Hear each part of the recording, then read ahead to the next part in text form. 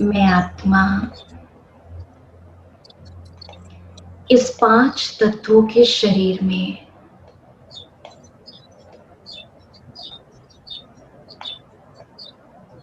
चैतन्य शक्ति हूँ। अनुभव करें, ये 5 तत्वों का शरीर जैसे एक मोमबत्ती के समान है और मैं आत्मा इस मोमबत्ती की ज्योति हूँ।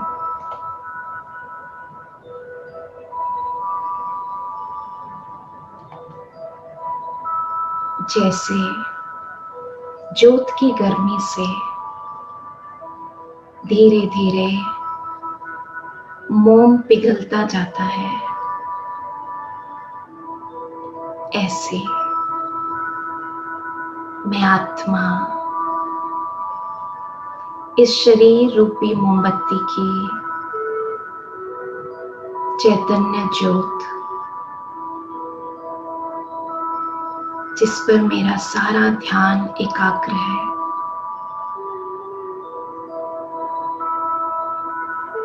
बुद्धि के नेत्रों से जैसे मोमबत्ती की ज्योत दिखाई दे रही है, ऐसे मैं आत्मा जागती ज्योत हूँ।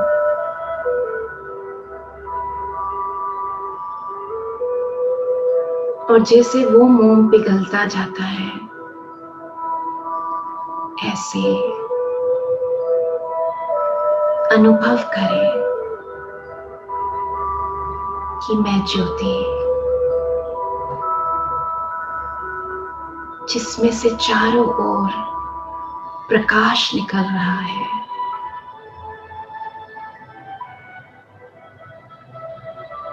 इतना एकाग्र हो जाए इस ज्योत पर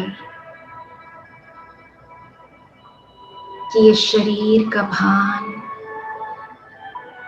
समाप्त होता जा रहा है।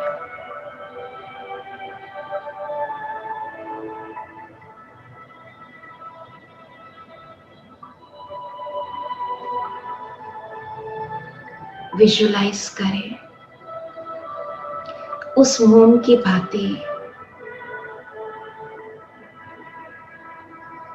मेरा शरीर धीरे धीरे पिघलता जा रहा है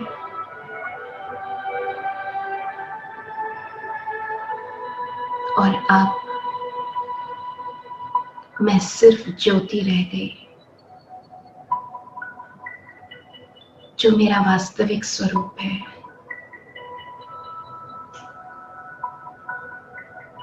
अपना ध्यान इस ज्योत पर रखें।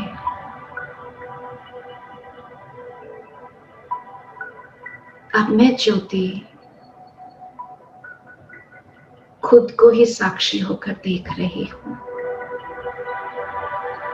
और ऊपर की ओर जा रही हूँ।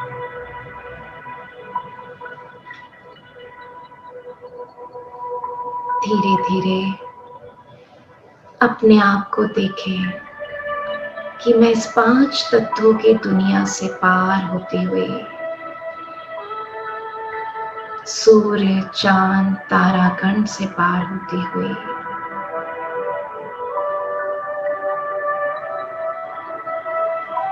एक प्रकाश की दुनिया में पहुंच रही हूँ, जहां चारों ओर सफेद प्रकाश है, चांदनी सा प्रकाश। और ठीक सामने बाप दादा, फरिश्तों के बादशाह ब्रह्मा बाबा के लाइट के शरीर में भ्रिकुटी में चमकते शिव बाबा कि शरीर का भी कोई वजन नहीं और बुद्धि में भी कोई बोझ नहीं। स्वयं भगवान की गोद जिसे मिल जाए उसको और क्या चाहिए। बाबा के नैन मेरे नैनों की ओर देख रहे हैं, जैसे अपनी रूहानी दृष्टि से मेरे अंदर शक्तियां भर रहे हैं। बाबा के नैनों में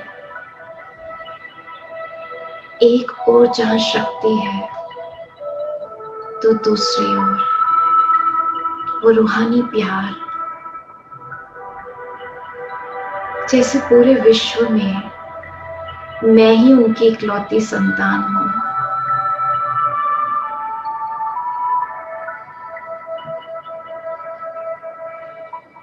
अब अनुभव करें, बाबा हमको सिर पे हाथ रखकर वरदान दे रहे हैं। बच्चे, सिद्धि स्वरूप भव, सदा सफलता मूर्त भव, विघ्न प्रूफ भव,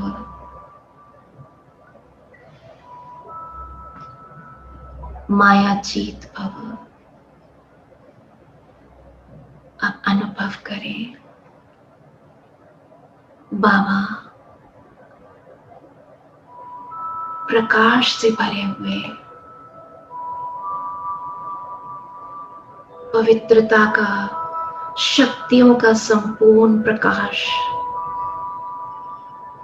मुझ आत्मा पर केंद्रित कर रहे हैं और मैं नन्हा सा फरिश्ता प्रकाश के शरीर में इस दिव्य प्रकाश के रूप में शक्तियों को रिसीव कर रहा हूं। गहरी अनुभूति कीजिए, कैसे बाप दादा की प्रकृति से शिव बाबा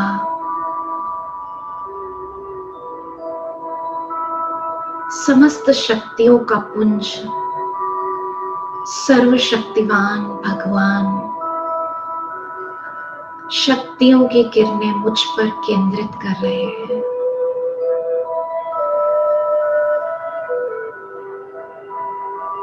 और मैं आत्मा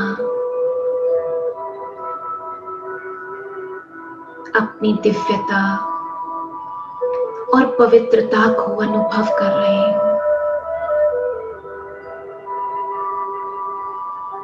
अनुभव करें, अब ये आकारी शरीर का भान भी जैसे समाप्त हो रहा है और मैं आत्मा अपने आप को केवल पॉइंट ऑफ लाइट, चमकता सितारा देख रही हूं। दिव्य शक्तियों से भरपूर मैं सितारा और ऊपर की ओर जा रही हूं, अपने घर शांति धाम, जहां मैं आत्मा अपने पिता शिव बाबा के साथ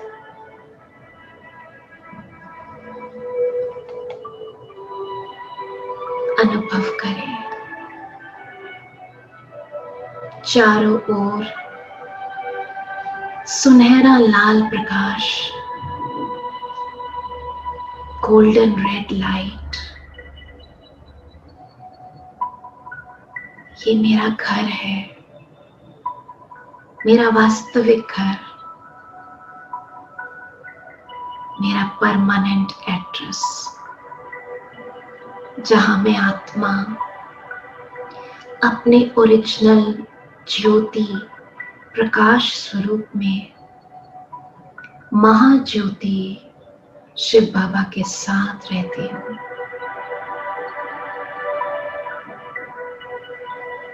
अपना स्थान देखें, इन आत्माओं के झाड़ में मैं शिव बाबा के सबसे नजदीक वाली आत्मा,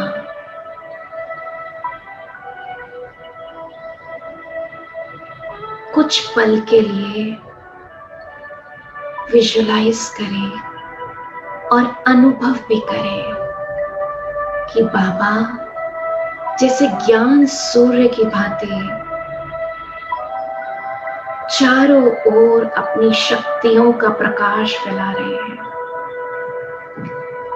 और मैं जैसे ही बाबा के समीप पहुंचती हूँ, समस्त किरणें एक होकर एक स्ट्रॉन्ग लेजर लाइट के रूप में मुझ आत्मा पर केंद्रित है। डीप विजुलाइज करें, महाज्योति शिव बाबा उनकी समस्त शक्तियों की किरणें एक लेजर लाइट में भर मुझ आत्मा की ओर केंद्रित है। जैसे बाबा मुझे इंस्टेंट चार्ज करने के लिए सुप्रीम सर्जन बन मुझ आत्मा के अंदर के सारे इन्फेक्शन समाप्त करने के लिए ये स्ट्रॉन्ग इंजेक्शन दे रहे हैं सर्वशक्तियों का। ये लेजर लाइट के रूप में सारी शक्तियां मेरे अंदर डीप पेनिट्रेट कर रही हैं। अगले 15 सेकंड के लिए इस अनुभव में एकाग्र हो जाएं। जैसे एक प्यासे को जब पानी मिले तो कितनी राहत मिलती है, ऐसे ही मुझ डिस्चार्ज बैटरी को परमात्मा शक्तियों का इंजेक्शन लग रहा है, करंट मिल रहा है और मैं आत्मा चार्ज हो रही हूँ।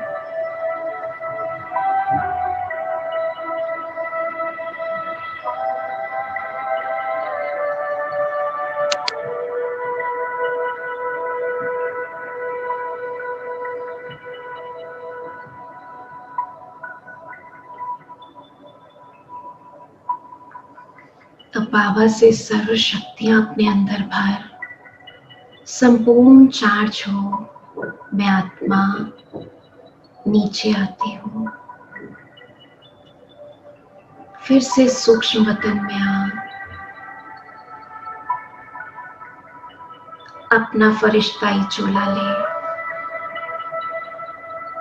इस विश्व को पावन बनाने का जो हमारा उद्देश्य है, सत्य की शांति और पवित्रता की दुनिया लाने का जो हमारा उद्देश्य है,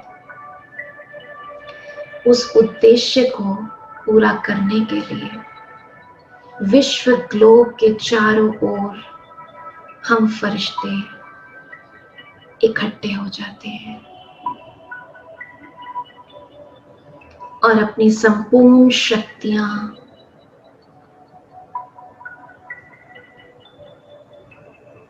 वाइब्रेशंस के फॉर्म में, जैसे सूर्य प्रकाश और गर्मी पूरे विश्व को देता है, ऐसे मैं फरिश्ता अपनी पवित्रता और शांति की शक्तियां पूरे विश्व पर छिड़क रहे हैं,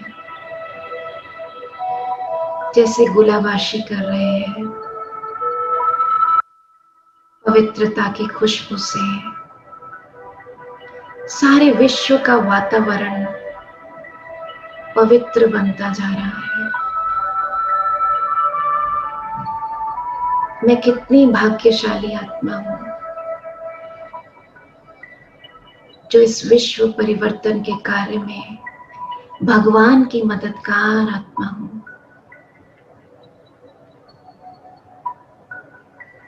अब सारे विश्व में रूहानी खुशबू की साखाश देते हुए मैं आत्मा अपना प्रकाश का शरीर लिए वापस इस 5 तत्वों की दुनिया में और 5 तत्वों के शरीर में प्रवेश करती हूँ। मेरा फरिश्ताई चोले का सारा प्रकाश इस 5 तत्वों के शरीर में फैल रहा है और मैं मस्तक मणि बन इस शरीर, कर्मेंद्रियों की मालिक बन, अपने सूक्ष्म शक्तियों की अधिकारी बन भृकुटी सिंहासन पर चमक रही हूँ और हर कर्म करते सारा दिन में शिव परमात्मा की याद से श्रेष्ठ कर्म कर अपना भाग्य बना रही हूँ। ओम शांति शांति शांति।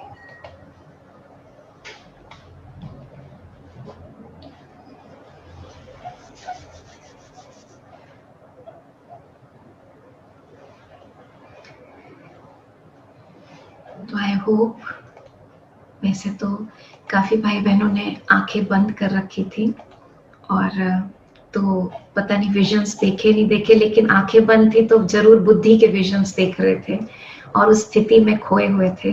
तो बहुत अच्छा है, मुझे बहुत अच्छा अनुभव हो रहा था यहाँ से। तो जरूर है कि हम सारे फरिश्ते बाबा के सामने शक्तियां ले रहे थे। अब आज का जो टॉपिक मुझे दीदी ने दिया वो मेरे फील्ड का, और जो कहना चाहिए डबल फील्ड। हम बाबा के बच्चे भी, अलौकिक बच्चे और लौकिक में भी।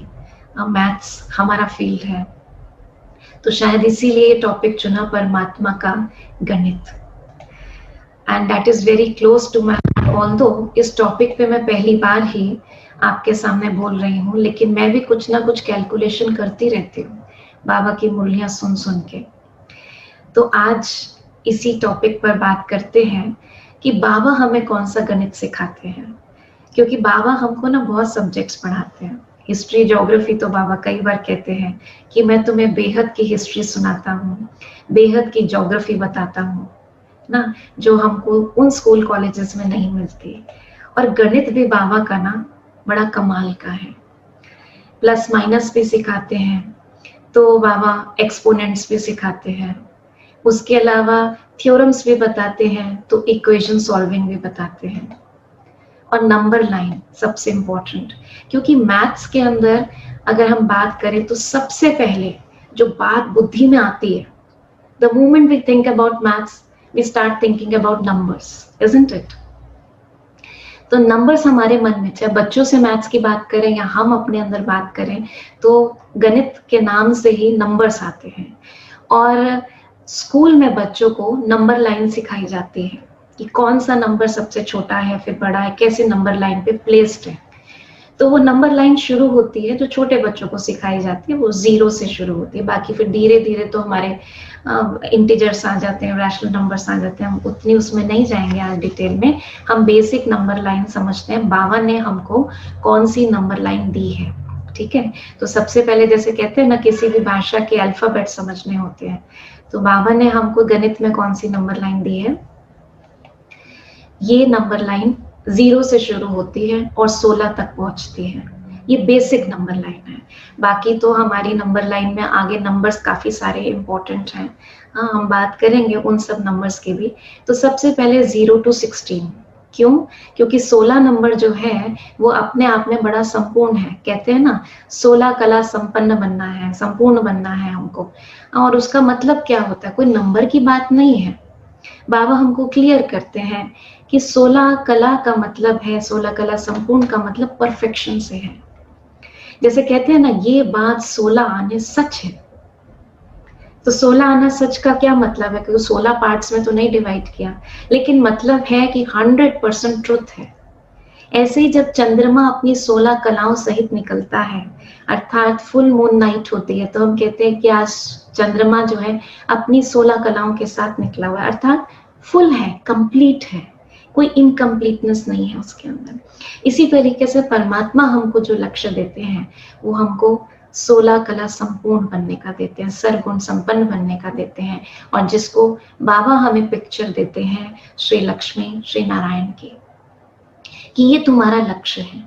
और ये बड़ी वंडरफुल बात है, क्योंकि अगर लक्ष्य सामने ना हो तो हमारी मतलब नॉर्मल लाइफ में भी ये बात लागू होती है कि मालूम ही नहीं है जाना कहाँ है तो कहाँ को कदम बढ़ाएंगे।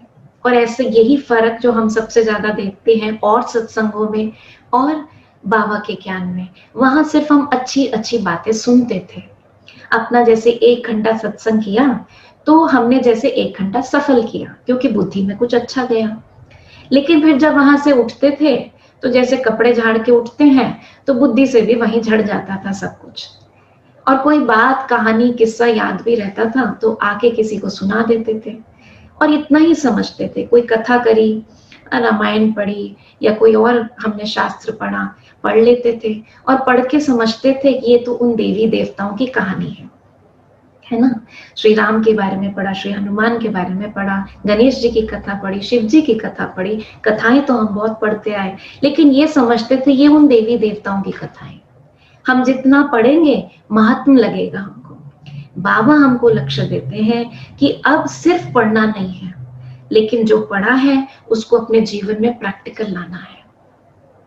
मुझे इस बात से हमेशा अपना याद आता है, क्योंकि ये प्रश्न मुझे 2 बातों का प्रश्न बचपन से रहता था कि मैं रामायण का पाठ बहुत करती थी बचपन से, क्योंकि अपनी मम्मी से ये संस्कार पड़ा था। वो भी जरूर डेली उनका नियम था करने का, तो हमने भी चाहे 5 चौपाई पढ़ते जरूर थे और कोशिश तो ज्यादा की रहती थी।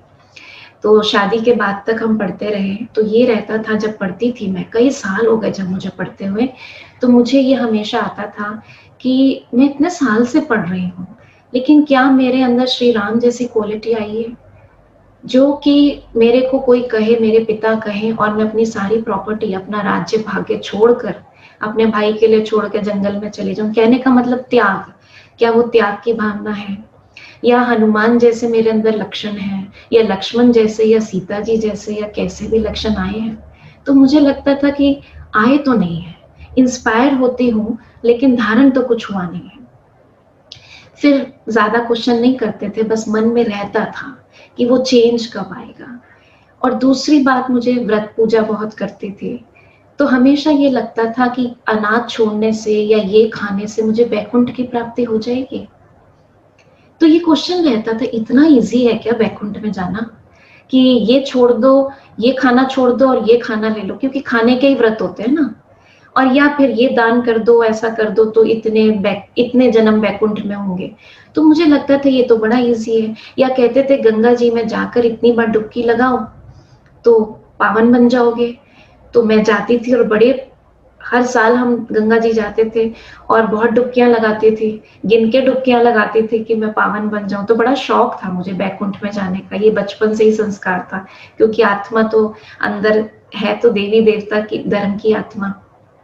जब मैं इस ज्ञान में आई तो मुझे ये दोनों बातें क्लियर हुई कि बाबा हमको सिर्फ कथा पढ़ने को नहीं कहता, कथा भी पढ़ो, उसमें कोई बात नहीं, लेकिन मोस्ट इंपॉर्टेंट ये है कि वैसा बनने का लक्ष्य रखो।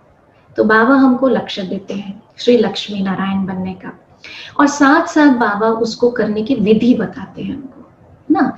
तो उस विधि को इस नंबर लाइन में आज हमने लिया है, क्योंकि बाबा का मैथमेटिक्स तो अपना ही है।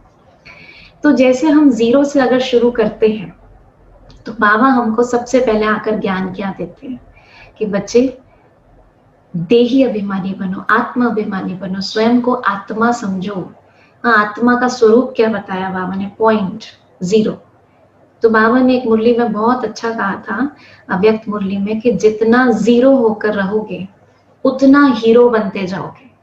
इस ड्रामा में आपका पार्ट उतना हीरो पार्टधारी आप बनते जाओगे, अर्थात आपका उतना ऊंचा पार्ट होगा। हाँ, तो बाबा हमको 0 से हीरो बनने को कहते हैं। तो मैं आत्मा जितना आत्मिक स्थिति में रहती हूँ, अपने इस स्वरूप को ध्यान रखती हूँ कि मैं 0। बाबा कहते मैं भी 0, मेरे बच्चे भी 0। अब ये नहीं सोचना, क्योंकि दुनिया में तो कहते 0 की कोई वैल्यू नहीं होती, लेकिन बाबा ने हमें 0 की बड़ी कमाल वैल्यू बताई है मैथमेटिक्स में। बाबा कहते हैं वो 0 जो है ना, अपने में बड़ा शक्तिशाली है। 1 के आगे जब 0 लग जाता है तो 10 गुना उसकी वैल्यू बढ़ा देता है। उस 10 के आगे एक 0 लग जाता है तो उसकी 10 टाइम्स और वैल्यू बढ़ा देता है। एक्सपोनेंशियल ग्रोथ होती है। तो इस जीरो की बड़ी महिमा है ना। जीरो के बिना तो कोई कैलकुलेशन ही नहीं हो सकती, इसीलिए भारत ने जीरो दिया विश्व को भी। तो कितनी महिमा है, उसके बिना कैसे नंबर लाइन पूरी होती ना। तो सबसे पहला नंबर जो है वो है जीरो। तो स्वयं को जीरो मतलब और कुछ बात ध्यान ना रहे, मैं आत्मा कैसी हूं, बस उसके संकल्प हो तो हम हीरो बनते चले जाएंगे। और हमारे हीरो हीरोइन कौन है? श्री लक्ष्मी श्री नारायण, ठीक है ना। तो हमारी स्टार्टिंग जो होती है आत्म अभिमानी स्थिति से होती है। अब चलते हैं वन। तो एक से क्या याद आता है? एक से एक शिव बाबा, दूसरा ना कोई, है ना। परमात्मा एक है। आज दिन तक हमने जो कुछ भी जाना, हम जब भगवान को याद करते थे तो कितने स्वरूप सामने आते थे ना, कि कभी देवी माँ का स्वरूप आता था, कभी कोई देवता का, कभी कोई देवी का स्वरूप आता था। परमात्मा ने आकर बताया वो सब देवी देवता है। परमात्मा, परम आत्मा, परम पिता हमारे जो है, हम सब आत्माओं के जो पिता हैं वो परमात्मा एक। और वो एक कैसे है? तो बाबा ने अभी 2 दिन पहले भी बहुत सुंदर डेफिनेशन बताई एकांत की। एक की याद में इतना खो जाएं कि इस शरीर का जैसे अंत हो जाए, अर्थात देह भान हमारा छूट जाए, ऐसे उस एक परमात्मा को याद करना है, ठीक है ना। इसीलिए कहते हैं ना, बाबा कहते हैं अब बुद्धि में ये रहे, मेरा तो एक शिव बाबा, दूसरा ना कोई, ठीक है। तो ये एक नंबर जो हमको याद दिलाता है कि एक शिव बाबा को याद करना है। अब नंबर 2, मैं थोड़ा थोड़ा जैसे आगे बढ़ूंगी ना, आपकी बुद्धि अपने आप चलने लगेगी और शुरू भी हो गई होगी कि नंबर 2 से क्या होगा। हो सकता है आपके मन में कुछ और आ रहा हो, क्योंकि 2 से बहुत सारी चीजें होती हैं, बाप दादा भी 2 हैं, कंबाइंड है ना। लेकिन कौन सा स्वरूप मुझको लक्ष्मी नारायण की तरफ लेकर जाएगा, उसमें सबसे वंडरफुल जो मुझे लगता है वो बाबा कहते तुम शिव शक्ति हो, कंबाइंड स्वरूप, जो बाबा ने अभी 1-2 दिन पहले वरदान भी दिया था कि शिव शक्ति कंबाइंड भव। तो मैं शक्ति ऐसे ही नहीं हूं, मैं आत्मा शक्ति स्वरूपा कैसे हूं? क्योंकि मैं शिव के द्वारा मेरा ये अलौकिक जन्म हुआ है ना। कोई शरीर का जन्म नहीं, लेकिन मैं आत्मा शिव शक्ति हूँ, सदा कंबाइंड स्वरूप में रहे, ठीक। सगाई हुई है मेरी शिव बाबा से ना, तो मैं उनके साथ सदा कंबाइंड हूँ। फिर नंबर 3, अब 3 के लिए तो बहुत बातें कही है ना। कौन बताएंगे? अब बुद्धि चलने लग गई होगी, बताइए कि 3 नंबर से क्या याद आता है। कैलिफोर्निया के भाई बहन हाथ खड़ा करें, बताएं कौन बताना चाहेगा, फिर मैं अनम्यूट करूंगी। हाँ गीता बहन, गीता बहन बताइए।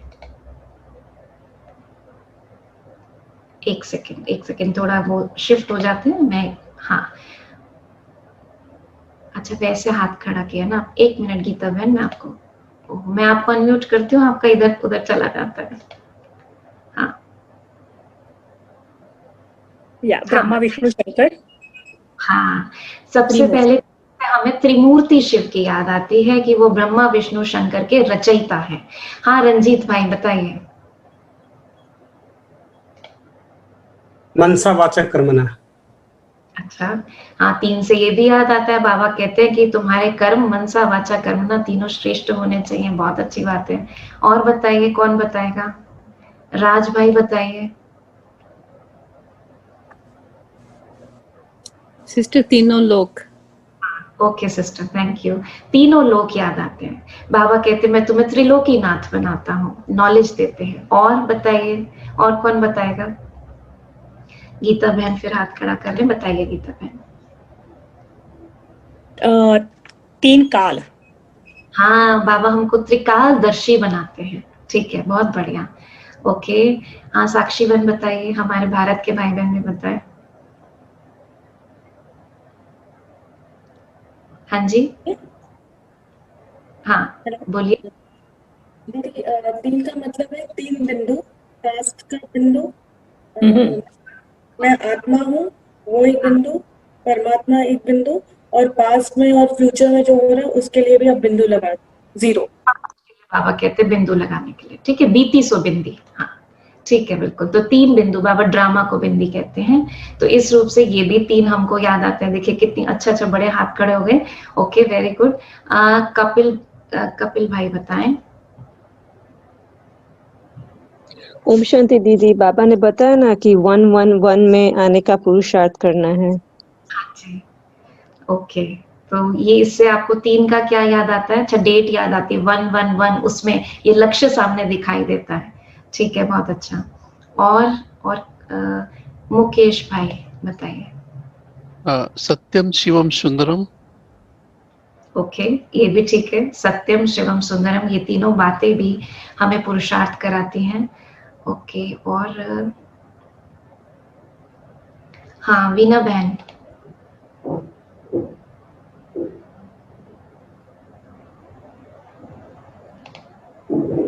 अनम्यूट कीजिए वीना बहन। सॉरी, आत्मा, परमात्मा एंड प्रकृति।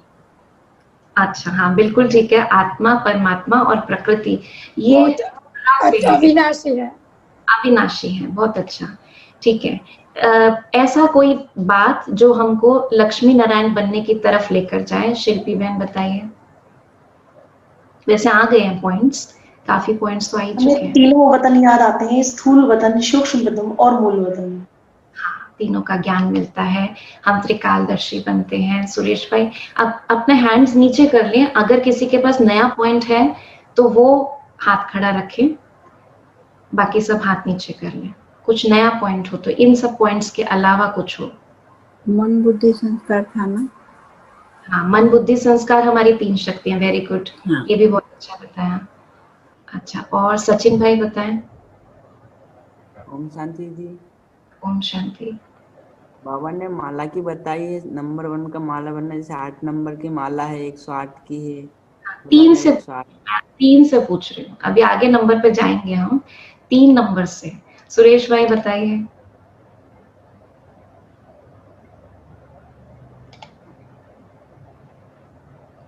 शायद कनेक्शन प्रॉब्लम। ओके, चलिए, मेजरली सारे पॉइंट्स आ गए हैं। तो हमने यहाँ पर एक चित्र लिया है, लेकिन जो कुछ आपने कहा बिल्कुल ठीक कहा कि बाबा हमको सबसे पहले तो समय का ज्ञान देते हैं, त्रिकालदर्शी बनाते हैं, पास्ट प्रेजेंट फ्यूचर क्लियर करते हैं, है ना, और फिर त्रिलोकीनाथ भी बनाते हैं। अच्छा, निशा बहन ने बताया निराकारी, निर्विकारी, निरअहंकारी, बहुत अच्छा पॉइंट है।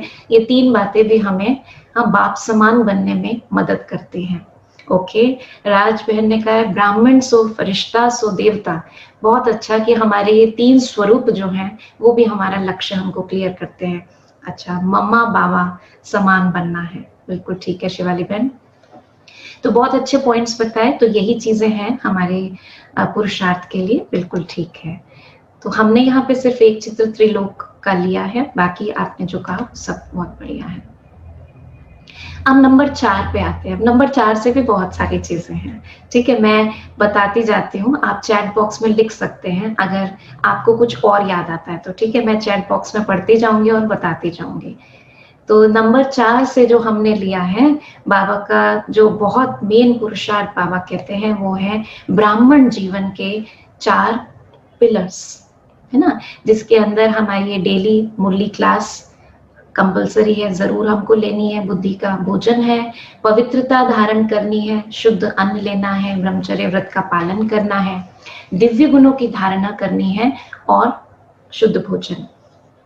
तो ये 4 पिलर्स जो हैं हमारे राजयोगा के, ये हम जब अपने जीवन में इनकी धारणा करते हैं, इनको अपनाते हैं, तो हमारी प्रोग्रेस बहुत बहुत फास्ट हो जाती है, ठीक है। तो ये बहुत पिलर्स क्यों कहा गया है, इसीलिए कहा गया कि ये कहते हैं ना, फाउंडेशन मजबूत होनी चाहिए और चारों पिलर स्ट्रॉन्ग होने चाहिए, तो आपकी सीट जो है उससे कोई आपको हटा नहीं सकेगा। और आपको ओके, ज्ञान, योग, धारणा, सेवा, यस, हमारे 4 सब्जेक्ट्स जो हैं, उन चारों सब्जेक्ट्स पर टेंशन देके फुल मार्क्स लेना है। 3 धर्म बाबा स्थापन करते हैं, ब्राह्मण, अच्छा, ये 3 के लिए है, ठीक है, बिल्कुल। ब्राह्मण, देवी देवता और क्षत्रिय धर्म, बिल्कुल ठीक है। संगीता बहन कह रही है तमोगुण, रजोगुण, सतोगुण, अच्छा ये 3 के लिए आ रहा है अभी, ठीक है। ज्ञान, योग, धारणा, सेवा, प्रवीण भाई, बिल्कुल ठीक है। और 4 धाम की यात्रा, ये भी बहुत अच्छा है। पांडव भवन में जो हमारे 4 धाम की यात्रा बाबा बताते हैं, ये भी अगर हम रोज अमृत वेला 1 मिनट 2 मिनट भी हम बुद्धि से यात्रा करके आए, क्योंकि भक्ति में भी धाम की यात्रा करने का बड़ा महत्व है। लोग तो कितनी दूर दूर पैसा खर्च करके, टाइम खर्च करके जाते हैं, और बाबा ने हमको कहा है बस बुद्धि से तुम 4 धाम की यात्रा कर लो, तो वैसे ही हम पावन बन जाएंगे। क्योंकि वो कर्म भूमि है जो ब्रह्मा बाबा के रथ में शिव बाबा ने अपना कर्तव्य किया और ब्रह्मा बाबा के थ्रू करके दिखाया ना। तो ये हमारे 4 पिलर्स हो गए। अब 5 की अगर हम बात करते हैं तो वह क्या याद आता है, जरा इशारे से बताइए, या चैट बॉक्स में भी लिख सकते हैं। हाँ, कुसुम बहन सही बता रही है, सुदर्शन चक्र, ठीक है ना। क्योंकि बाबा ने उस सुदर्शन चक्र में हमको क्या बताया है, हमको हमारे 5 स्वरूप, और बाबा ने कहा है कम से कम दिन में से 8 बार सुदर्शन चक्र जरूर फिराए। ये होमवर्क दिया बाबा ने हमको, ठीक है ना। तो 5 स्वरूप सब जानते ही हैं ना। उसके अंदर अनादि हमारा जो बिंदु स्वरूप है परम धाम में, जो हमने अभी प्रैक्टिस भी किया। फिर देवी देवता धर्म के हम जब सृष्टि पर आते हैं सत्युग में, वो हमारा दूसरा। फिर तीसरा हमारा पूज्य स्वरूप जो मंदिरों में पूजा जाता है, और चौथा हमारा ये श्रेष्ठ ब्राह्मण संगम युगी जीवन, और फिर 5वां हमारा संपूर्ण पवित्र फरिश्ता स्वरूप, ठीक है। तो हमने 3 का अभ्यास यहाँ पर किया भी, तो 5 स्वरूपों का हमारा अभ्यास। अब चलते हैं 6 नंबर से। अच्छा, 6 नंबर से क्या याद आता है आपको, जरा चैट बॉक्स में लिखें। हाँ, अनीता बहन कह रही है कि 5 काल भी याद आते हैं, बिल्कुल ठीक है। युग, बाबा ने 5 युग बताए हैं, और एक तरीके से सुदर्शन चक्र घुमाना भी मतलब यही है, उन्हीं युगों में चक्कर लगाना ना। तो हाँ जी, बताइए नंबर 6 से आपको क्या याद आता है, चैट बॉक्स में लिख के बताइए। छठा मह तत्व, अच्छा रीमा बहन कह रही है। और क्या याद आता है, किसी को कुछ और पॉइंट याद आता हो तो बताइए। अच्छा, 5 तत्व याद आते हैं, वेरी गुड। मृदुला बहन कह रही है 5 तत्व याद आते हैं 5 से। अच्छा, 6 नंबर से कुछ और याद आता है? अच्छा, सब वेट कर रहे हैं मैं बताऊं क्या है। हाँ, मैंने भी यही समझा बाबा के उससे कि 6 नंबर से ब्रह्म तत्व, छठा मह तत्व, जो हमारा वास्तविक घर है, जितना जितना हम अपने घर को याद करेंगे उतना उतना हम पावन बनते जाएंगे, शक्तियों के पुंज बनते जाएंगे। तो इस रूप से हमको अपना घर याद करना है, छठा मह तत्व, इस 5 तत्वों की दुनिया से पार। अब 7 तो सब बता देंगे ना, क्योंकि पहले चैप्टर में ही हमने समझा है। हाँ जी, आ गया चैट बॉक्स में। तो 7 क्वालिटीज ऑफ द सोल, 7 गुण आत्मा जिनसे बनी है, तो जिसके अंदर शक्तियां भी है, पवित्रता भी है, खुशी, प्रेम, आनंद, शांति, ज्ञान, ये सारे हमारे 7 गुण हैं, जिसके डिस्चार्ज होने के कारण, जैसे आत्मा जो थी वो इन शक्तियों को या इन क्वालिटीज को ना यूज करने के कारण आत्मा डिस्चार्ज होती गई, क्योंकि अवेयरनेस ही नहीं थी कि मैं आत्मा 7 गुणों से बनी हूँ। और हम क्या करते थे, अब तक औरों से मांगते थे, मुझे प्यार दो, ये शांति में रहे तो मेरे जीवन में शांति हो, है ना। लेकिन बाबा ने बताया कि ये हमारी इंटरनल क्वालिटीज है, हमारा स्वधर्म है। और बाबा कहते हैं सत्युगी दुनिया में आप 100% चार्ज आत्मा होंगी। तो मतलब सत्युग लाने के लिए हमारा क्या पुरुषार्थ है, अगर हम अपनी ये 7 गुणों को अपने अंदर भरते जाएं। और भरने का क्या तरीका है, भरने का तरीका है, जैसे खोने का क्या तरीका था, खोने का तरीका था, कहते हैं if you don't use it you will lose it. आपके पास कोई चीज है, कोई शक्ति है, मान लीजिए मसल पावर ही है, आप यूज नहीं करेंगे तो आपकी शक्ति खत्म होती जाएगी। कभी लॉकडाउन के टाइम में बड़ा पता लगा इस बात का, जब खुद सफाइयां करनी पड़ी, खुद बर्तन करने पड़े, तो अभी करने की आदत छूट गई थी, हमारे भारतीयों को तो बहुत छूट गई थी, हम मेड्स पे, हाउस हेल्प पे डिपेंडेंट थे।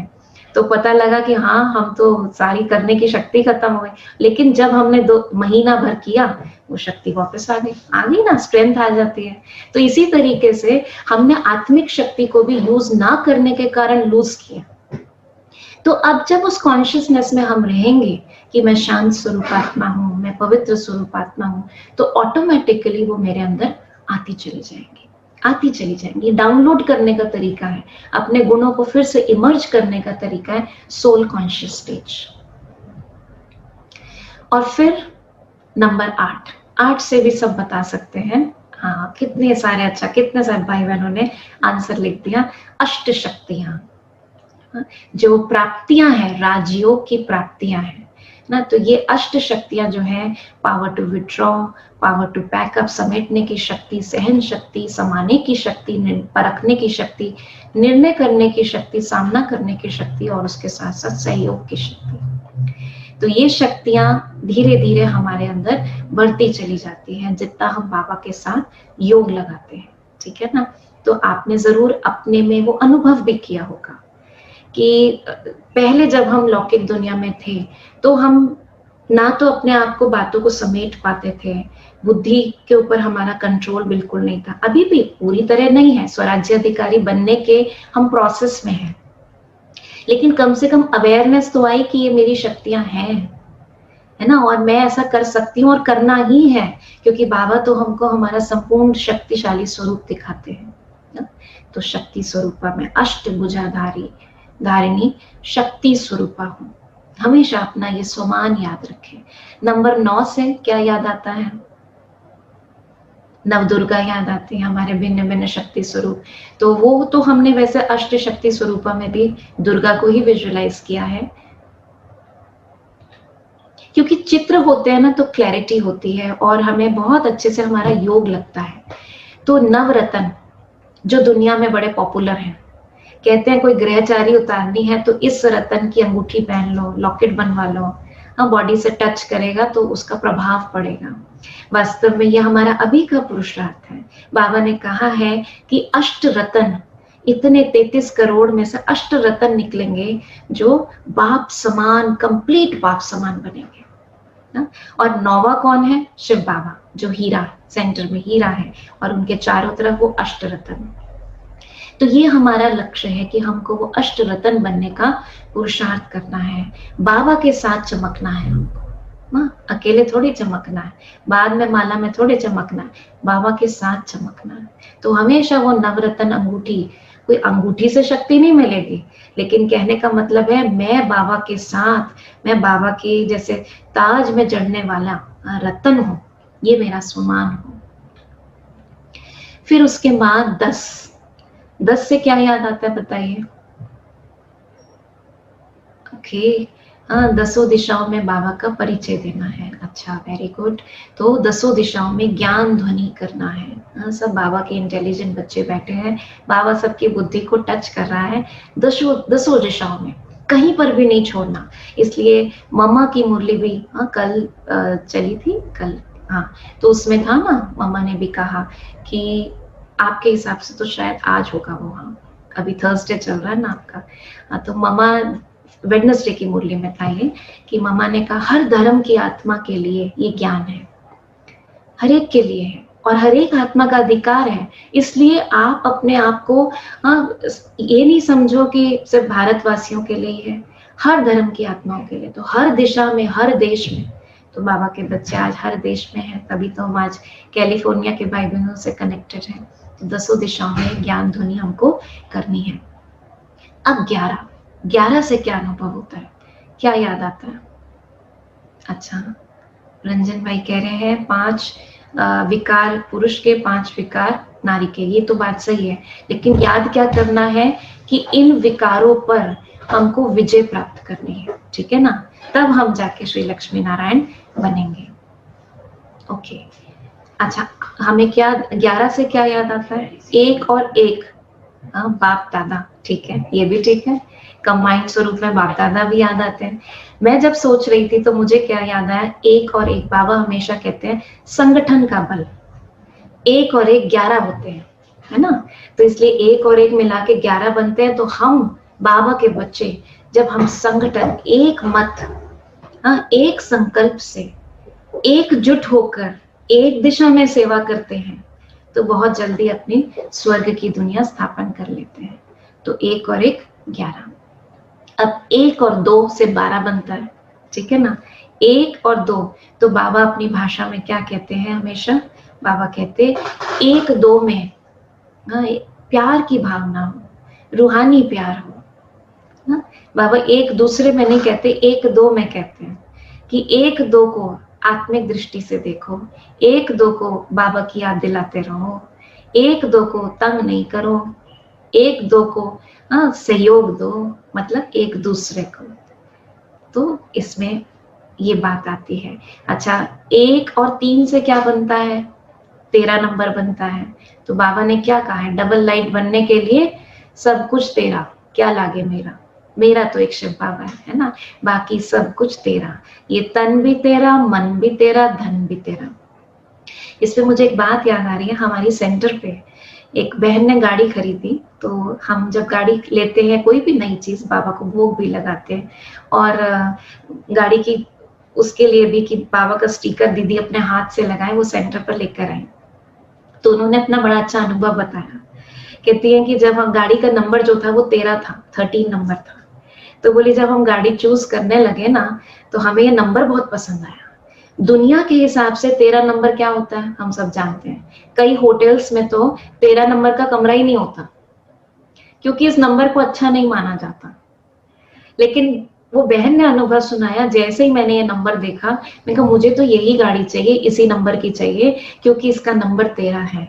और मुझे संकल्प ही देखते यही आया कि शिव बाबा तेरा सब कुछ है, ये गाड़ी भी तेरी है। तो ये मतलब आप ये देखो, जैसा हम संकल्प करते हैं उसकी जो क्वालिटी होती है, वैसा हम अनुभव करते हैं, वैसी हमारी स्थिति बनती है। कहाँ कोई उसको ये समझ सकता है कि ये नंबर तो अनलकी है, लेकिन उस बहन को लगा ये नंबर सबसे लकी है, क्योंकि ये नंबर मुझे हमेशा याद दिलाएगा कि सब कुछ बाबा तेरा।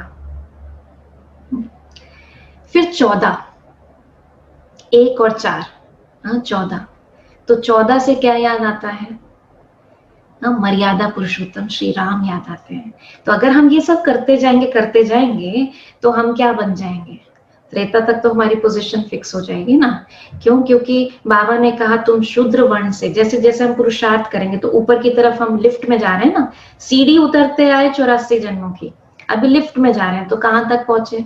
ये सब कुछ हमने जब किया, 4 पिलर्स हमने किए, 4 धाम की यात्रा करी, 5 स्वरूप की प्रैक्टिस करी, 6ठे महतत्व में हम रहे, 7 गुणों को डाउनलोड किया, 8 शक्तियों को जीवन में धारण किया, और इस रूप से हम बाबा के नवरत्न बच्चे बने।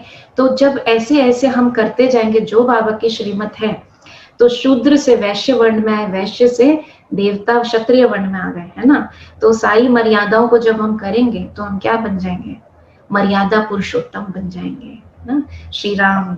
ये इमेज याद आती है। बाकी बनना हमारा लक्ष्य जो है वो तो हमारा श्री लक्ष्मी नारायण है, लेकिन स्टेज धीरे धीरे तो ऊपर जाएगी ना हमारी, तो हम 14 कला संपूर्ण बन जाएंगे ये सब करते करते। और फिर उसके आगे का पुरुषार्थ क्या है? ये सब तो कंटिन्यू करना है। फिर है हमारा 15 नंबर। 15 नंबर से हम ये सोच सकते हैं कि हर 15 दिन का हम चार्ट बनाएं अपना, कि मुझे इन 15 दिनों में ये अचीव करना है। बाकी उसको फिर हम सब गोल्स तो बनाएं, आज का मेरा क्या गोल है, आज मुझे किस स्थिति तक पहुंचना है। लेकिन जैसे 15 दिन का, क्योंकि जैसे क्यों कहा 15 दिन मैंने, चार्ट हमें डेली रखना है, पुरुषार्थ हमें डेली करना है। जैसे हम मॉर्निंग वॉक के लिए जाते हैं, मान लो वजन कम करना है हमको, तो बड़ा आज एक्सरसाइज करके आए, वॉकिंग जॉगिंग सब कुछ करके आए, और आते ही हम वेइंग मशीन पे खड़े हो जाएं, तो वजन कम दिखेगा क्या? नहीं दिखेगा ना, है ना। फिर दूसरे दिन बड़ी मेहनत करें, फिर आके वेइंग मशीन पे खड़े हो जाए, फिर कहें होता तो कुछ है नहीं। तो कम से कम बाबा कहते अभ्यास करो, है ना। बाबा ने कहा था अटेंशन रखने का भी अभ्यास करो। आज की मुरली में भी बाबा ने वरदान दिया, एकाग्रता का अभ्यास करो। कोई भी चीज अभ्यास करने से बढ़ती है। ऐसा नहीं, अब कई भाई बहन कहते हैं हमने ना 15 दिन हो गए आपका ज्ञान सुनते हुए, पता नहीं गुस्सा नहीं जा रहा, फिर भी नहीं जा रहा। अरे जन्मों का संस्कार है, कड़ा संस्कार है, डीप रूटेड संस्कार है, अभ्यास करना पड़ेगा। आप ऐसे ही थोड़ी पतित बन गए, पतित बनने का भी आपने बड़ा अभ्यास किया है, कई जन्मों तक अपने को शरीर शरीर शरीर समझते समझते नीचे आए हो बाबा, लेकिन इतना टाइम नहीं आपको देता, कहता चलो सीढ़ी तो तुम धीरे धीरे उतरते आए, टिक टिक टिक टिक सुई बढ़ती गई, तुम नीचे उतरते आए, लेकिन अब मैं तुम्हें बाबा की याद करते हो तो तुम्हें लिफ्ट में ऊपर लेकर जाता हूँ ना। तो बाबा कहते लेकिन अभ्यास तो करना पड़ेगा ना, लिफ्ट में चढ़ने का भी तो अभ्यास करना पड़ेगा। तो इस अभ्यास के लिए बाबा ने हमें डिफरेंट पॉइंटर्स दिए हैं।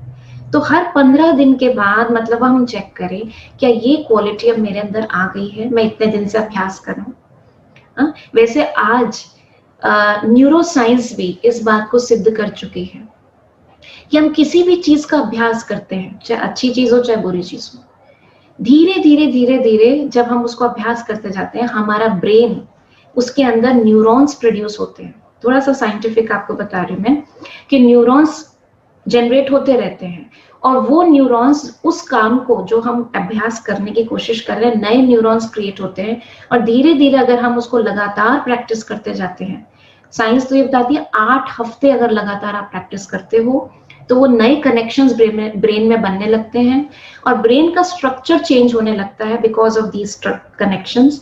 जो स्ट्रक्चर चेंज होने से फिर वो आपको हेल्प करता है, सपोर्ट करता है उस एक्ट को बिना एफर्ट के करने के। एक एग्जांपल देती हूँ, अभी सुबह 4 बजे उठने में हो सकता है कुछ को दिक्कत आती हो क्योंकि आज तक कभी उठे ही नहीं ना, लेकिन जब बाबा ने कहा है कि ये अमृत वेला का समय वरदानी समय है, जितना चाहे मुझसे ले सकते हो। और मान लीजिए आप किसी दिन एक दिन उठते हैं तो आपको बहुत अच्छा लगता है, बेनिफिट भी होता है, तो आप कहते हैं नहीं करना तो है ही, थोड़ा सा तो संगम युग बचा है, करना तो है ही। अब आप उठना शुरू करते हैं डेलिबरेटली, अपने आप को जगह जगह के नहीं उठना है डिटर्मिनेशन से मेहनत करते हैं। लेकिन अभी क्या देखेंगे, आप में से कईयों का अनुभव भी होगा कि जहां आप उसको 15-20 दिन 21 दिन या 1 महीना करते हैं, अलार्म पर डिपेंडेंट नहीं होना पड़ता, फिर आपको अपने आप अलार्म बजने से 2 मिनट पहले नींद खुलती है आपकी, क्योंकि आपके ब्रेन में वो वायरिंग हो चुकी है। वो अभ्यास करते करते करते करते न्यूरॉन्स डेवलप हो चुके हैं और आप देखेंगे कि आप आराम से भी उठ पाएंगे, राइट। तो ये करते करते अभ्यास बनता है किसी चीज का। तो 15 दिन भी छोटा पीरियड है, लेकिन फिर भी चलो 15 दिन में एक चेकिंग तो हम ये करें ना कि चलो ये चीज डेवलप हुई या नहीं हुई, और उसका अभ्यास रोज करना और चार्ट तो रोज ही हमको रखना है। रात को सोने से पहले देखें कि मैंने उसके, क्योंकि सब गोल्स बनाएंगे ना, तो सब गोल्स में हमने आज ये सोचा था कि मुझे 5 बार सुदर्शन चक्र फिराना, तो चलो 3 बार फिराया। अब कल का लक्ष्य है कि नहीं, इसको 3 से ऊपर लेकर जाना, तो प्रोग्रेस होगी ना इस तरीके से। तो ये हम अपना चेकिंग करते रहें लक्ष्य रखकर, और फिर क्या होगा, करते करते करते करते आप 16 कला संपूर्ण बन जाएंगे, श्री लक्ष्मी नारायण बन जाएंगे। और पता भी नहीं लगेगा। बाबा कई बार मुरलियों में कहते हैं मुझे याद करते करते तुम अपने घर पहुंच जाओगे और फिर सत्यों की दुनिया में आ जाओगे। हमारी दादियों को देख के कितने साल हो गए, लेकिन जरूर है कि उनका इतना पुरुषार्थ जो है, इतना पुरुषार्थ, इतनी सेवा, तो कौन से नंबर पे होंगे वो, है ना। तो हमें कितना मान आता है, कितना गर्व होता है दादियों को देखकर, और इंस्पिरेशन भी मिलती है ना कि हमको भी वैसा करना है। एक एक दादी की, एक एक बड़े भाई की आप लाइफ हिस्ट्री के बारे में देखें, क्या क्या उन्होंने स्ट्रगल किया, कैसे कैसे सेवा करी, बड़ी इंस्पिरेशन मिलती है। नहीं तो हम अपने ही रीजंस देते रहते हैं। हम कहते पता नहीं वो सीजन कब आएगा जब हम बाबा की श्रीमत पर चल पाएंगे, क्योंकि रीजंस देते रहते हैं। और रीजंस क्या देते रहते हैं सारा टाइम, क्या करें घर की परिस्थिति ऐसी है, क्या करें घर वाले सपोर्ट नहीं करते, क्या करें ये वो, ये सब हमारे मन के बंधन है। और बहुत छोटी छोटी बातें, आज तो हमें कुछ भी नहीं फेस करना पड़ता जो हमारी दादियों ने फेस किया। अगर उनके बारे में हम जाने पड़े ना तो बड़ा ही सहज हो जाए, फिर तो अपनी लाइफ बड़ी ईजी और कंफर्टेबल लगे कि हमको तो कुछ भी नहीं करना पड़ रहा, और ही आपको इतना मोटिवेशन मिलेगा करने का, बहुत सहज लगेगा। ब्रह्मा बाबा के बारे में बाबा हमेशा कहते हैं फॉलो ब्रह्मा बाबा, फॉलो मम्मा। तो उनको फॉलो करके, जो क्योंकि उन्होंने ये पद पाया ना श्री लक्ष्मी श्री नारायण का, तो उनके समान बनने के लिए उनको हमें फॉलो करना है।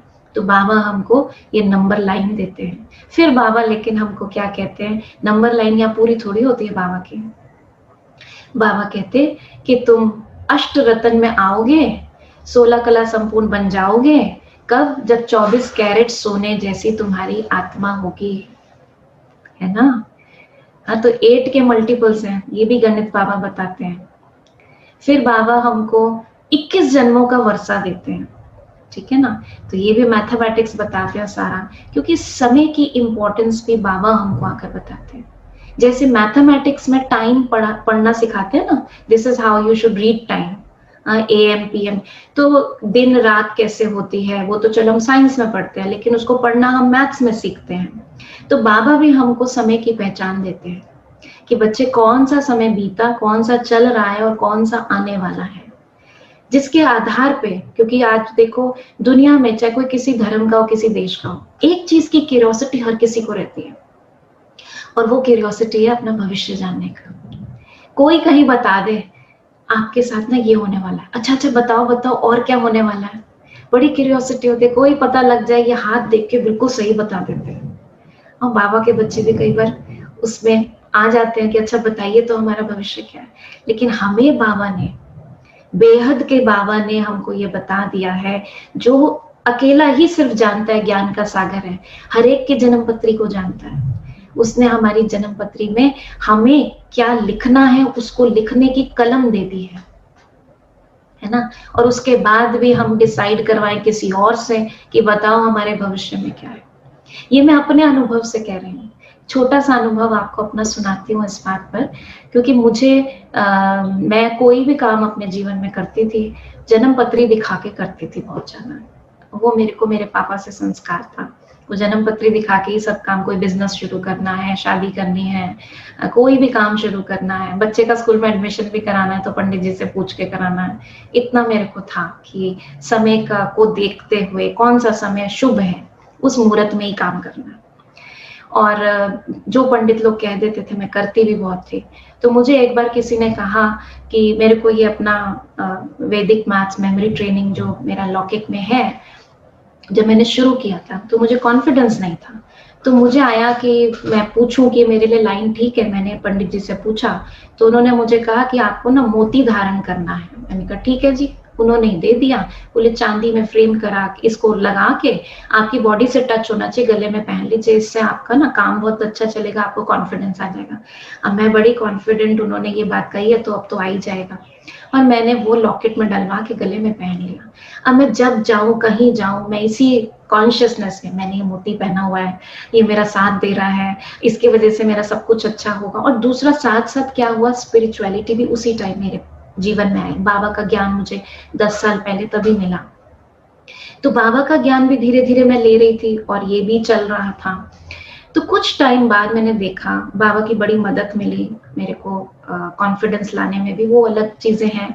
तो फिर धीरे धीरे मैं एक दिन मैंने सोचा कि उन पंडित जी से पूछ तो लूं कि अभी उन्होंने कहा था पहले चांदी में करना, सूट करेगा तो हम प्लेटिनम में करेंगे। मैंने कहा ठीक है। मैं जाकर दिखाया उनको, तो उन्होंने मेरे को देखते ही बोला ये तो बना ही गलत है, ये तो बॉडी को टच ही नहीं करता, मोती ठीक से इसके अंदर लगाया ही नहीं है, ये किसी काम का नहीं है। और मुझे एकदम से ये रियलाइजेशन हुई, तो काम क्या कर रहा था, काम क्या कर रहा था। और उस टाइम मुझे रियलाइज हुआ ये मेरा विश्वास काम कर रहा था कि बाबा मेरे साथ है, ये मोती मेरे साथ है, मैं जो करूंगी उसमें मुझे सफलता मिलेगी। मेरा विश्वास काम कर रहा था, ये मोती तो काम ही नहीं कर रहा था। मैंने उस दिन, पंडित जी ने तो कहा कि इसको ऐसे करके ना उसमें बनवा लेना, मैंने उसी दिन उतार के रख दिया। मैंने कहा अब इसकी जरूरत नहीं है। मुझे समझ में आ गया जिस चीज की मुझे जरूरत थी आगे बढ़ने के लिए वो मुझे मिल गया है, और वो है बाबा और बाबा का ज्ञान। जैसा बाबा मुझे देखता है मुझे अपने आप को वैसा देखना है। मेरी जन्म पत्री लिखी हुई है। बाबा ने ड्रामा का ज्ञान दिया कि बच्चे ड्रामा फिक्स है, लेकिन ड्रामा फिक्स में मेरा क्या रोल है। जब बाबा कह रहा है कि मैं श्री लक्ष्मी श्री नारायण स्वरूप हूं, तो मैं स्वीकार करूं ना, मैं उसमें डाउट ही क्यों लेकर आऊं कि ड्रामा में होगा तो पुरुषार्थ कर लेंगे।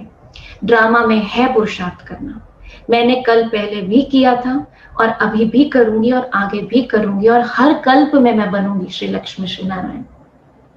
तो व्हाट आई मीन टू से कि हम बाबा के ज्ञान को समझना भी जो है ना, ये पूरा मैथमेटिक्स जो है, बाबा कहते 21 जन्मों का वर्षा देता हूँ, लेकिन चलता वैसे ये 84 जन्म ही है तुम्हारा। हाँ, अंत के जन्म में भी आप देखो हम दुनिया की आत्माओं से कितने सुखी हैं, कितने सुरक्षित हैं। तो ये कमाल किसकी है? अभी के हमारे बाबा के साथ, जो बाबा हमें मिला, भगवान मिला। कौन है वो बाबा? अपने आप से पूछें। कई बार सोचते हैं दुनिया में इतने बाबा हैं तो कहीं ये भी चलो एक संस्था बाबा मिल गए। ये वो बाबा नहीं है, ये निराकारी बाबा है। हम आत्माओं का पिता निराकार शिव, जिनकी मंदिरों में हम पूजा करते थे, भक्ति में जिनका गायन करते थे, जिनके लिए ही हम गाते थे, तुम ही हो माता, तुम ही पिता हो, तुम ही हो बंधु, तुम ही सखा हो। वो भगवान, वो मिला है हमको, जिसको हम प्यार से बाबा क्यों कहते हैं, जिससे मुझे अनुभव हो कि मैं बाप समान बनने के लायक हूँ, उनके साथ मेरा संबंध है। क्योंकि हे प्रभु, हे परमात्मा जब कहते हैं तो वो वहां दिखते और हम यहाँ दिखते, है ना। तो जब समानता ही नहीं होगी तो बनेंगे कैसे? बच्चे में और पिता में तो समानता होनी चाहिए ना।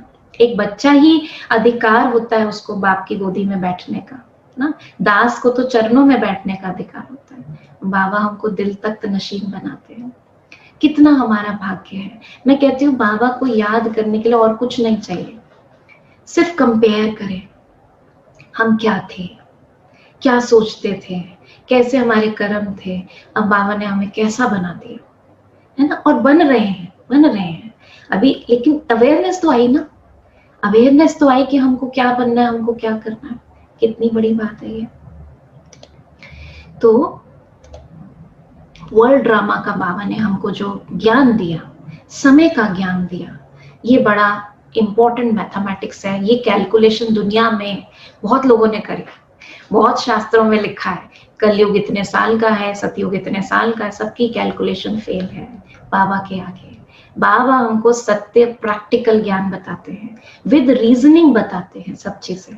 ऐसा नहीं कि बाबा ने कहा और विश्वास करो, सारी बात बताते। अगर लाखों वर्ष का हो तो पॉपुलेशन कितनी हो जाए, लाखों वर्ष का हो तो किसी को याद ही ना रहे, है ना। अभी और अगर 40,000 वर्ष कलयुग हो तो क्या हालत हो जाए इस दुनिया की, अभी जीना मुश्किल हो रहा है ना।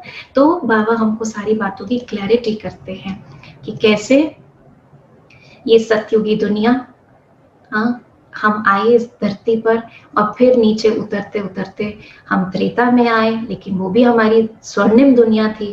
उसके बाद द्वापर में 50% इम्प्योर हो गई दुनिया जैसे, और फिर उसके बाद कलयुग, कले कलेश का युग, और फिर अंत में संगम युग जो गुप्त युग है ना, गुप्त युग है। जिस कलयुग से सतयुग में जाने का जो ट्रांसफॉर्मेशन पीरियड है, कॉन्फ्लुएंस एज जो है, वो संगम है, जो दुनिया को नहीं पता लेकिन हमको पता है, क्योंकि ये युग डायमंड एज कहलाता है। क्योंकि वो डायमंड, बचपन में पोयम गाते थे, twinkle twinkle little star how I wonder what you are, up above the world so high like a diamond in the sky. आज उसका अर्थ समझ में आता है, twinkle twinkle little star how I wonder, मैं हूँ ट्विंकल ट्विंकल लिटिल स्टार, है ना। How I wonder what you are, हाँ मुझे कैसे पता आप कौन है। Up above the world so high, ऊंचे से ऊंचा जिसका धाम है, like a diamond in the sky. और वो डायमंड आकर हमको डायमंड बनाने का हमसे ही पुरुषार्थ करा रहा है। तो हमें कितना पुरुषार्थ करना चाहिए। बाबा ने कहा ना, मैं बड़ी रुचि से आकर तुमको पढ़ाता हूँ, तो तुम बच्चों को कितना रुचि से पढ़ना चाहिए। सुनी ना मुरली में, बाबा कहते हैं ऐसा नहीं, वो दुनिया में तो जो जॉब वाले होते हैं मंडे को कहते हैं ओहो काम पर जाना है, और बाबा वेट करता है। बाबा कहता है अरे मेरा धरती पर जाने का टाइम आया, मैं जाऊं अपने बच्चों से मिलूं, 5000 साल से नहीं मिला, और आके कितने प्यार से मेरे सिक्की लदे बच्चे, मेरे लाडले बच्चे, मेरे प्यारे बच्चे, मीठे बच्चे, कितना कुछ है, हम कितने पतित हो गए, तो भी कैसे एड्रेस करता है। क्यों? क्योंकि उसको पता है यही लाडले थे, इन्होंने ही मेरे साथ मदद करके पूरे विश्व को परिवर्तन कल पहले भी किया था। मैं आपको सच्चाई बताऊं, मेरा बचपन ऐसा बीता जिसमें मेरे को बहुत अच्छा बचपन था, पढ़ाई में बहुत अच्छा, everyone used to love me so much, मैं ये कहूँगी बहुत प्यार मिला सब कुछ, लेकिन कॉन्फिडेंस की कमी बहुत ज्यादा थी जीवन में। तो अपने ऊपर विश्वास नहीं था, जबकि सब मुझ पे विश्वास करते थे और मैं नहीं करती थी। जब बड़ी हुई तब भी ऐसा ही रहा, लेकिन जब बाबा से मिली, जब ये ज्ञान लिया, तो मुझे एक बात बड़ी स्ट्राइक करी, वो ये कि परम पिता परमात्मा, दुनिया का भगवान जिसको कहते हैं, वो मेरा पिता है। ये एक बड़ी वंडरफुल बात लगी और मुझे बड़ी कनेक्टिंग सी लगी कि वो मेरा पिता है, इस टाइम आया है और वो मुझे कहता है तू ऐसी है। मुझे विश्वास नहीं हुआ अपने ऊपर, लेकिन मुझे उसके ऊपर विश्वास हो गया। वो गलत नहीं कह सकता। हो सकता है मैं नहीं पहचान पा रही अपने आप को, लेकिन वो अगर मेरे को ऐसा देख रहा है तो इसका मतलब मैं हूं तो सही वैसे। और मैंने उस पर विश्वास किया, सिर्फ अपने ऊपर नहीं हुआ, उस पर विश्वास किया कि वो अगर कह रहा है तुझे करना है तो मुझे निमित्त बन के करना है। और मैंने जब निमित्त बन के किया तो मैंने देखा बाबा ने मुझको यूज करना शुरू किया। बाबा ने मेरे अंदर इतनी शक्तियां भरी कि जो मेरे लिए इम्पॉसिबल था, दुनिया के सामने बोलना करना, घर के 4 लोगों के सामने भी मैं अपनी बात को नहीं रख पाती थी, इतना कॉन्फिडेंस में लो थी। और बाबा ने जैसे, सब कहते हैं ना सबसे बड़ी कमजोरी जो होती है ना, बाबा उसको पकड़ता है पहले। बाबा कहते हैं ये तो बिल्कुल जोत बुझने वाली है यहाँ पर, तो इसको सबसे पहले हाँ घृत डालता है, वो ज्ञान का घृत डालता है वो। लेकिन उस घृत को हम, जो ज्योति है ना हमारी, जो बत्ती है, हमें पकड़ना है उसको। बाबा तो घृत डाल रहा है, लेकिन हमको अपनी लौ को बढ़ाना है पुरुषार्थ करके। ऐसे नहीं कि हम हफ्ते में 1 दिन आ रहे हैं, हफ्ते में 2 दिन आ रहे हैं। कंसिस्टेंसी नहीं होगी तो क्या होगा? हर बार अगली बार आओगे जोत फिर बिल्कुल डिम होगी, फिर थोड़ा सा यहाँ पे सेंटर पे सुनोगे, फिर जोत बढ़ जाएगी, फिर 4 दिन नहीं आएंगे, फिर कम हो जाएगी। Consistency is very very important. कहते कोई भी काम नियम से करो ना, वो फल जरूर देता है। एक छोटा सा आपको एग्जाम्पल देती हूँ। हम पानी रखते हैं गैस पर, मान लीजिए मैंने 1 लीटर पानी रखा और मैंने गैस ऑन कर दी कि इस पानी को उबालना है। अब फिर उसके बाद थोड़ी देर में मेरा कोई फोन आता है, 1 मिनट बाद मैं गैस बंद करती हूँ, फोन अटेंड करती हूँ, फिर आती हूँ, गैस ऑन करती हूँ, फिर 1 मिनट बाद बेल बजती है, मैं फिर बंद करती हूँ, फिर अटेंड करती हूँ। ऐसा कंटिन्यूअसली मैं 2 घंटे तक करती रहती हूँ, ऑन ऑफ ऑन ऑफ। आप मुझे बताइए पानी कितनी देर में उबल जाएगा? कैलकुलेट करके बताइए। ये मैथ्स की प्रॉब्लम है आपके लिए, बताइए कितनी देर में पानी उबलेगा इस स्पीड से? जैसे बीरबल की खिचड़ी कभी नहीं बनी ना, ऐसे ही पानी भी नहीं उबलने वाला। और क्यों नहीं उबलेगा? हीट तो मैं दे रही हूँ, लेकिन कंसिस्टेंसी से नहीं दे रही हूँ, है ना। अगर उसको मैं लगातार रखती तो 5 मिनट का काम था। इसीलिए बाबा ने आज के वरदान में क्या कहा? एकाग्रता के अभ्यास से, अभ्यास करना है एकाग्र होने का, बुद्धि को एकाग्र करें। जैसे बच्चों को स्कूल में एक्सपेरिमेंट कराया जाता है, वो लेंस देते हैं और कहते हैं कि इसको पेपर पे फोकस करो, सन रेज को उस लेंस के थ्रू फोकस करो और हाथ को हिलाना नहीं। कई देर तक जब वो फोकस करते हैं तो उस सनलाइट में एक पर्टिकुलर एंगल से फोकस करने से इतनी शक्ति आ जाती है, इतनी हीट आ जाती है कि पेपर भी जल जाता है। ये है एकाग्रता का एग्जाम्पल। तो बाबा भी कहते हैं अपनी मन बुद्धि को ऐसा एकाग्र बनाओ, इतना एकाग्रता का अभ्यास करो, तो उससे क्या होगा? एक रस स्थिति होगी। बाबा बड़ी सुंदर ना हमको इक्वेशंस देते हैं, सत्युग में जाने के लिए कुछ इक्वेशंस देते हैं। वो क्या इक्वेशंस हैं? पहली इक्वेशन है जैसा चित्र वैसा चरित्र। ये हमारी एक इक्वेशन है, क्योंकि मैथमेटिक्स सिखा रहे हैं ना आज बाबा हमको, तो हर बात मैथ्स की भाषा में बोल रहे हैं कि जैसा चित्र वैसा चरित्र। तो बाबा हमको इस समय आकर चित्र देते हैं कि बच्चे तुम श्री लक्ष्मी श्री नारायण समान हो, उस दैवी दुनिया में जाते हो, अपने चित्र को हमेशा सामने रखो, तो वैसा चरित्र बनता चला जाएगा। और मैंने यही देखा कि अपने जीवन में जब मैंने अपने चित्र को चेंज किया तो मेरा चरित्र चेंज हो गया। पहले चित्र क्या रहता था? मैं डर रही हूँ, मेरे से हो नहीं रहा है, मैं कांप रही हूँ, मेरे साथ ये हो जाएगा, मैं फेलियर ही होगा मेरे साथ। तो चित्र क्या बना रहे थे? तो अंदर कैरेक्टर्स कौन से आ रहे थे? डर के, एंजाइटी के, पेट में कुछ कुछ होना, हाथ पैर ठंडे पड़ना, दिल की धड़कन बढ़ना ना। हम सब ने कभी ना कभी अनुभव किया है किसी ना किसी सिचुएशन में। बाबा अब हमको जो चित्र देते हैं वो संपूर्णता का चित्र है। और जब हम उस चित्र को याद करके कोई भी सेवा करते हैं, कोई भी धारणा करते हैं, कोई भी संकल्प करते हैं, मैं कहती हूँ, तो वो कैरेक्टर्स हमारे अंदर आने लगते हैं। तो ये इक्वेशन बड़ी इंटरेस्टिंग है और बड़ी प्रैक्टिकल है, करके देखिएगा। और इसके लिए जैसी स्मृति वैसी स्थिति, जैसी स्मृति वैसी स्थिति, जैसा सोचोगे वैसा बन जाओगे। गीत भी है ना हमारा बड़ा सुंदर, जैसा सोचोगे वैसा बन जाओगे, जैसा देखोगे वैसा बन जाओगे। तो एक्चुअल में जो बाबा ने तो आके, हम तो विस्मृत ही हो गए थे कि हम पीसफुल आत्मा है, पावरफुल आत्मा है। बाबा ने आके स्मृति दी और आपने देखा होगा जैसे आप एक संकल्प करते हो, जैसा संकल्प करते हो वैसे आपकी स्थिति बन जाती है, वैसी बन जाती है। तो इसलिए बहुत जरूरी है, मान लीजिए करना क्या है, बाबा ने एक अव्यक्त मुरली में बहुत अच्छा बताया था, व्यर्थ को समर्थ से रिप्लेस करना है, हटाना नहीं है। ये नहीं कि व्यर्थ पे काम करते रहो, हटे हटे हटे, हटेगा नहीं, रिप्लेस कर दो उसको। जैसे कैसेट में गाना हो, उसके ऊपर रिकॉर्डिंग दूसरी कर दो तो दूसरा गाना भर जाता है। तो बाबा भी कहते हैं कि संकल्प को रिप्लेस कर दो। एक मुरली में बाबा ने बहुत अच्छा कहा था और एग्जाम्पल दिया था, मान लो शरीर साथ नहीं दे रहा, शरीर में दर्द हो रहा है, हम क्या कहते हैं, भगवान भी मिला तो बुढ़ापे में मिला, हाँ पहले मिला होता तो कम से कम पुरुषार्थ कर लेते, अब तो कुछ होता नहीं हमसे। तो बाबा कहते हैं ऐसे ही व्यर्थ और नेगेटिव संकल्प अपने लिए नहीं बोलो, चेंज करो। क्या चेंज करो इसमें, समर्थ कैसे सोचो, वाह रे बलिहारी इस शरीर की, इस शरीर में रहकर मुझे परमात्मा मिले।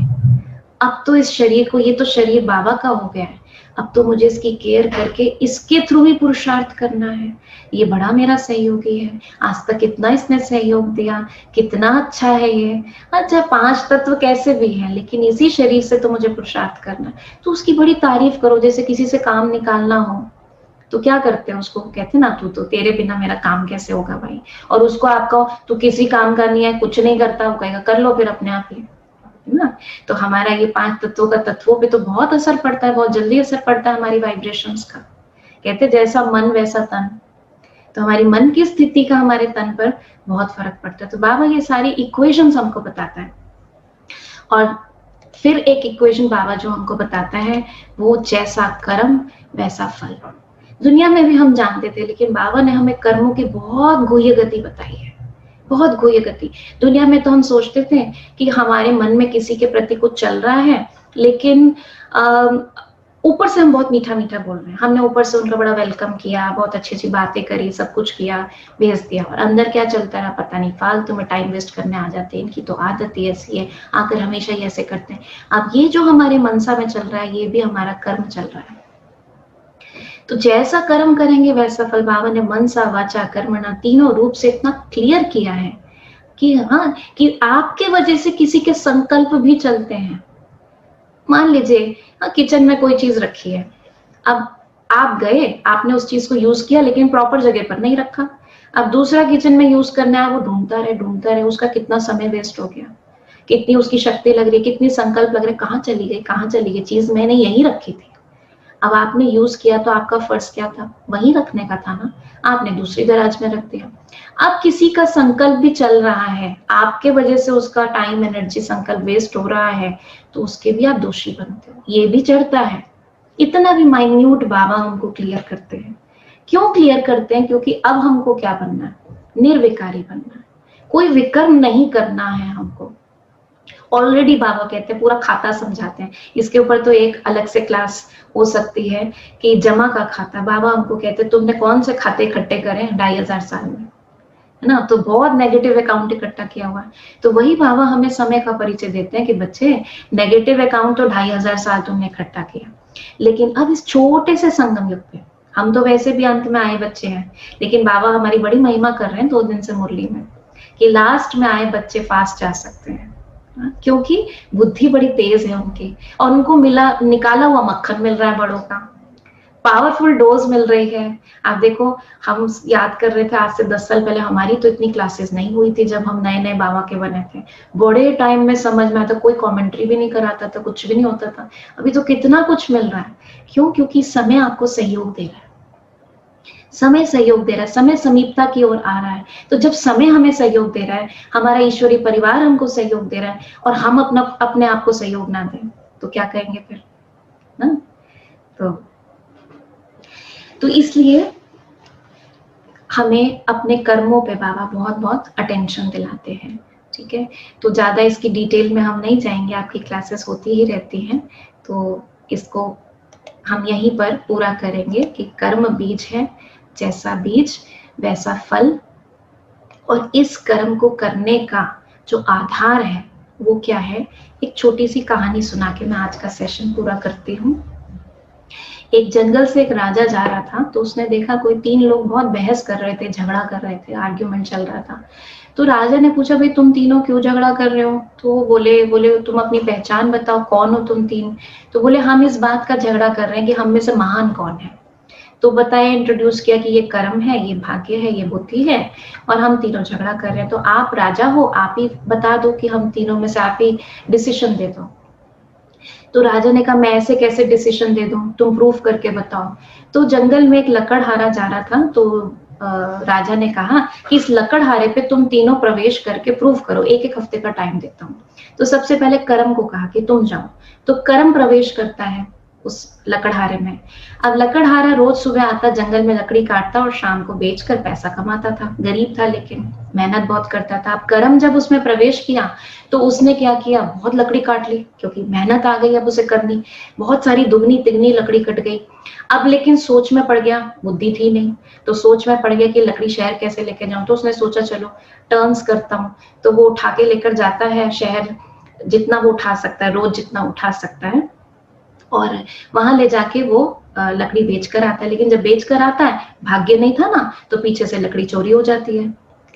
फिर अगले दिन मेहनत करता है, फिर यही होता है, हफ्ते भर मेहनत करता रहता है, रोज बेचारा इतना मेहनत करता है, लेकिन लकड़ी चोरी हो जाती, पैसे उतने के उतने रहे।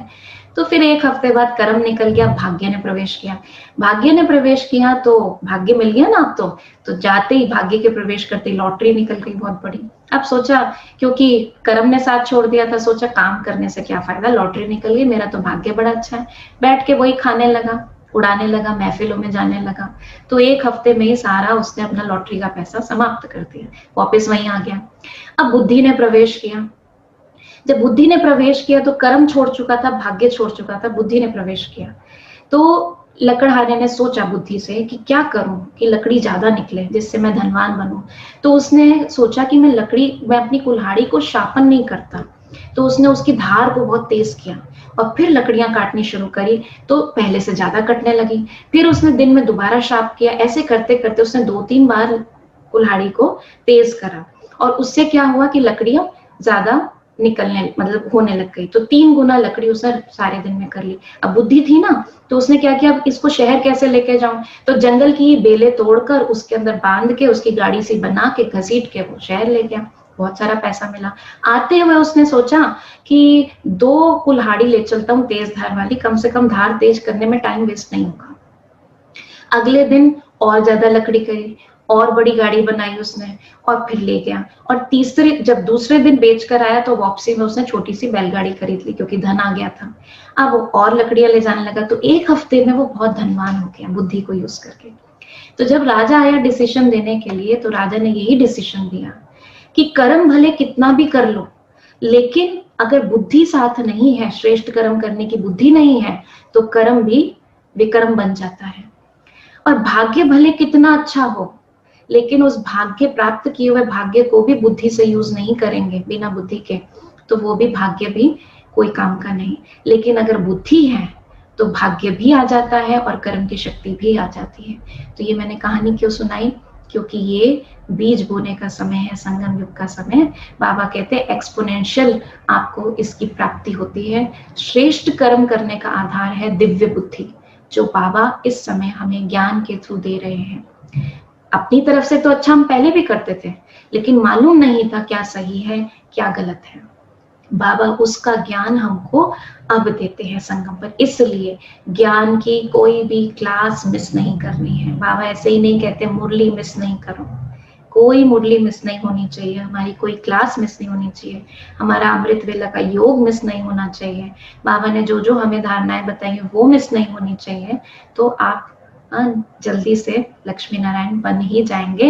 इस 5000 साल के पूरे मैथमेटिक्स में हमारा रिटर्न जर्नी का टाइम है, तो अच्छा है। लेकिन ये संगम युग है बड़ा प्यारा, क्योंकि पूरा परिवार, दैवी परिवार इस समय इकट्ठा होता है ब्राह्मणों के रूप में। तो बहुत सुंदर लगा आज आप सबके साथ यहाँ पर इस क्लास के रूप में आने का मौका मिला। दीदी का, वैशाली दीदी का बहुत बहुत थैंक्स, सभी भाई बहनों का बहुत बहुत थैंक्स। बहुत मजा आया आप सबके साथ इंटरेक्ट करके, और सबसे बड़ी खुशी इस बात की है फिर मिलेंगे। कब मिलेंगे सबको पता है, कब मिलेंगे। 5000 साल बाद तो मिलेंगे ही मिलेंगे, लेकिन हो सकता है उससे पहले भी मिलें। ओम शांति। किसी का कोई प्रश्न हो तो पूछ सकते हैं। अगर आपका प्रश्न है तो आप चैट बॉक्स में लिखे, वरना आपका हाथ ऊपर करेंगे तो फिर हम आपको अनम्यूट करेंगे। किसी का प्रश्न है?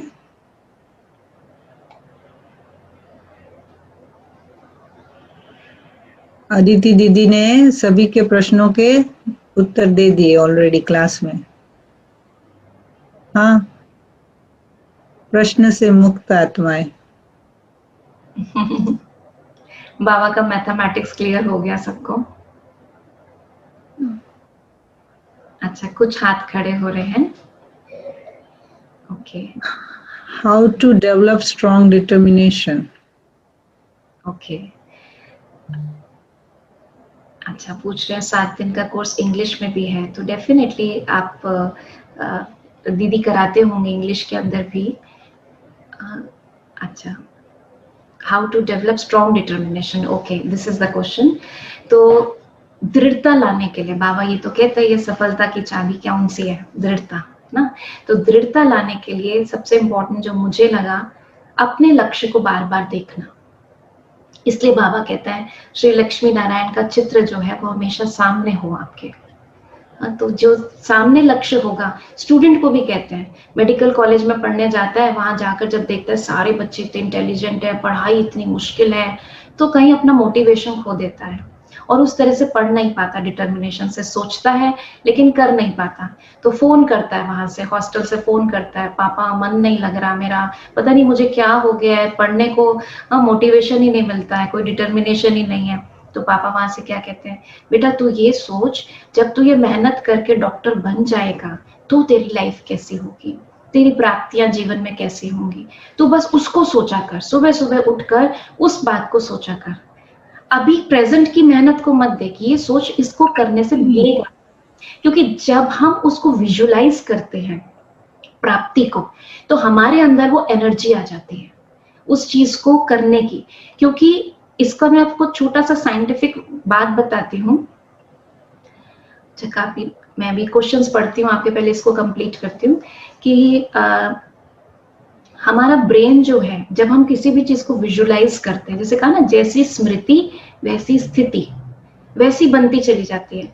नाउ एक और लॉ है, wherever your attention goes, energy flows, your energy flows, and wherever your energy flows, life grows. आज की समस्याओं पर अगर मैं सोचूंगी ये प्रॉब्लम है, ये प्रॉब्लम है, ये प्रॉब्लम है, तो ये प्रॉब्लम मिली है इसीलिए तो बाबा मिला है आपको, प्रॉब्लम से निकालने के लिए ना। और प्रॉब्लम क्यों मिली है? अंडरस्टैंडिंग आती है, मेरे पुराने करे हुए विकर्म है जो मेरे सामने आ रहे हैं। अब बाबा उसके लिए ज्ञान भी दे रहे हैं, साथ में शक्ति भी दे रहे हैं, है ना। तो हमें स्मृति को ऊपर लेकर जाना है, कॉन्शियसनेस को, कि मुझे करना क्या है, मुझे बनना क्या है, और वो बनाने के लिए मेरा कोच कौन है। कहते हैं ना कि कई बार बड़ी गारंटी होती है, मैंने ये ट्रेनिंग इंस्टीट्यूट ज्वाइन कर लिया और ये वाला टीचर मिल गया ना, गारंटी है मुझे वो पास करा देगा ये एग्जाम। तो मुझे भी तो निश्चय हो मुझे कौन कोच मिला है। शिव बाबा भगवान टीचर बनकर आया है, सतगुरु बनकर आया, कहता छोड़ूंगा नहीं, लेके जाऊंगा ना, बना के ही छोड़ूंगा। वो कह रहा है, गारंटी दे रहा है, और मैं अपने ऊपर डाउट करूं। तो जैसे जैसे आप विजुलाइज करेंगे ना कि मैं ऐसा बनता जा रहा हूं, अमृत वेला रोज उठकर विजुलाइज करें, जैसा आपको जो गुण चाहिए, जिस चीज की कमी लगती है, उसका काउंटर शक्ति और काउंटर गुण जो है, जो बाबा ने हमारे स्वरूप में बताया है, उसको अपने अंदर फील करें आते हुए कि बस वरदान के रूप में मिल रहा है और मैं बन गया हूं। विजुलाइज कि मैं बन गया हूं, ये नहीं कि बनूंगा, मैं बन गया हूं। तो जब आप अमृत वेला अपनी प्रोग्रामिंग ऐसे करेंगे ना, जैसे सॉफ्टवेयर में जो प्रोग्रामिंग डाल दी प्रिंट आउट वैसे ही निकलेगा सारा दिन। आज हम भी सुबह, जब हमारी, क्योंकि ये सुबह हो रही है, हम अमृत वेला में यही कर रहे थे कि आर्किटेक्ट बिल्डिंग बनाने से पहले ब्लूप्रिंट बनाता है। तो आज हमने यही अभ्यास किया अमृत वेला में कि हम सारे दिन का ब्लूप्रिंट बना ना, कि हमको सारे दिन में किस स्थिति में कौन सा काम करना है, पहले से ही सब कुछ डिसाइड कर ले। तो फाउंडेशन स्ट्रांग होती है ना, तो उस पर बिल्डिंग अच्छी खड़ी होती है। लेकिन बिल्डिंग बनते टाइम भी तो टेंशन रखनी पड़ती है सारा टाइम कि ठीक बन रही है ना, सीधी दीवार खिंच रही है ना। तो इसलिए उस कॉन्शियसनेस में रह के सारा दिन अटेंशन रखेंगे, अटेंशन रूपी पहरेदार को रखेंगे, तो क्यों नहीं हमारी बिल्डिंग अच्छी बनेगी और डिटर्मिनेशन हमारे अंदर आती जाएगी, लक्ष्य को देखने से आती है। Copy bill. ओम शांति दीदी, thank you very much for this class.